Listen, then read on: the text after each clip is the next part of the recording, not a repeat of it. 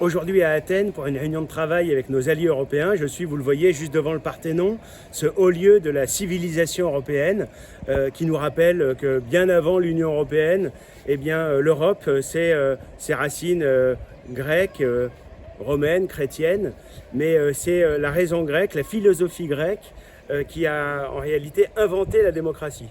Et c'est l'occasion évidemment de parler de démocratie puisque je viens d'apprendre dans la presse française que le procureur de la République d'Évreux venait d'effectuer une demande de levée de mon immunité parlementaire. Voilà, ça fait partie de ces opérations de persécution judiciaire à la suite d'une vidéo pendant la campagne des élections régionales il y a quelques mois dans laquelle j'indiquais qu'il n'est pas acceptable d'avoir une mosquée monumentale tout près d'Évreux, une mosquée monumentale avec un minaret de 15 mètres, 5000 mètres carrés, une école coranique intégrée. J'indiquais dans cette vidéo que c'était l'affirmation sur notre sol, y compris dans nos paysages normands, d'un islam politique qui lui-même, évidemment, et tout le monde le sait très bien, fait le lit du communautarisme et permet le développement de l'islamisme sur notre sol.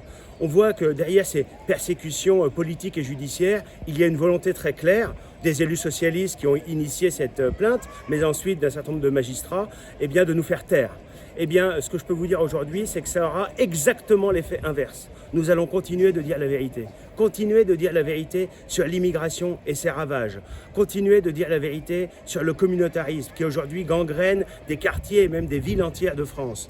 Continuer à dire la vérité sur la nature profonde de l'islam politique. Ils ne nous feront pas taire et je le réaffirme et je le clame ici à Athènes au lieu de la démocratie européenne.